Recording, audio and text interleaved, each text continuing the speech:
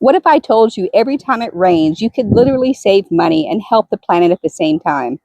Sounds like a win-win, right? Well, not so fast.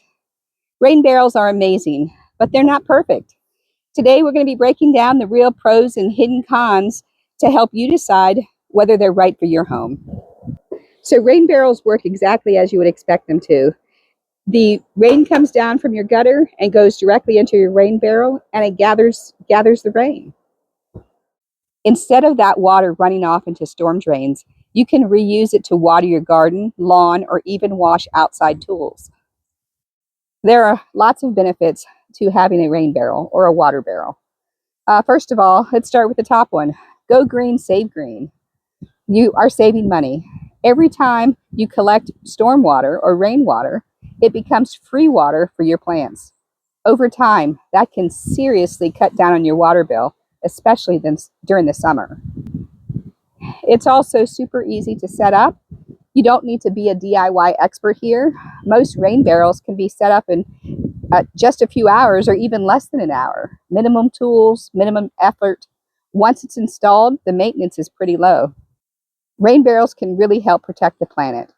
Rain barrels reduce stormwater runoff, and that's the water that picks up all the pollutants and carries them off into rivers and streams.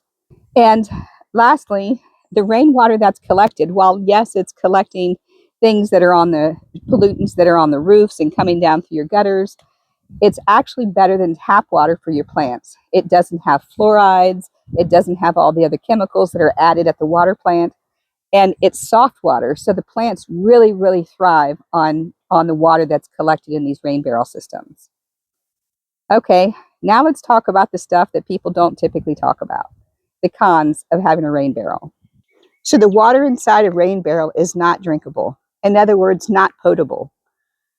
The rainwater might seem clean, but by the time it hits your barrel, it's picked up dirt and bacteria and debris from your roof. So don't drink it, clean with it, cook with it, or use it on food surfaces. The next thing to consider is the limited capacity that your barrel has. My barrel has 100 gallons, and that can go really fast in a garden of my size. Many people choose to have multiple rain barrels in a connected system, which of course takes up a lot of space. These can be mosquito breeding grounds. Here in Virginia, you don't need anything extra to produce mosquitoes.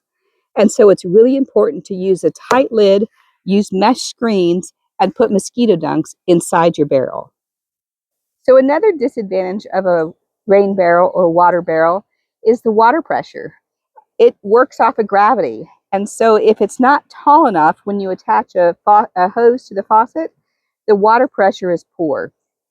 So the solution to that is to raise it as high as you can so that you let the gravity do its work, and then the pressure from the amount of water in the barrel will force it out the hose and out to your garden.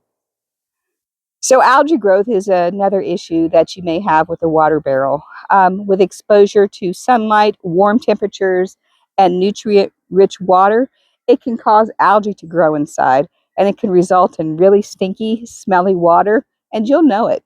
Another challenge with water barrels are the local regulations.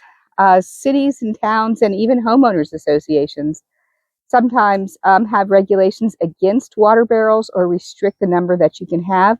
So before you purchase one, make sure that you can have one in your neighborhood. You also need to consider the weatherization of a water barrel. If you live in a cold climate, or if it does get down to below freezing during your winter time, there is a process that you need to go through in order to winterize your water barrel. Ice will expand and it can crack your water barrel. So if you live in the northern climates, you're going to want to drain that water barrel, probably clean it out at the same time, and don't use it during the winter. So the real question is it worth it to have a rain barrel? For me, it is. I can winterize, I can wash, I can combat the mosquitoes. And for me, the savings are real. And so I have a water barrel. I'm actually considering getting a second water barrel for a second downspout. So you have to choose what's right for you. Hopefully this video has given you some ideas of what to consider before you purchase your own water barrel. I'd love to hear from you in the comments below. Let me know if you're going to get a water barrel, if you have one. Some of the pros and cons that you have found with your water barrel. I'd love to hear from you. Thank you so much for your time.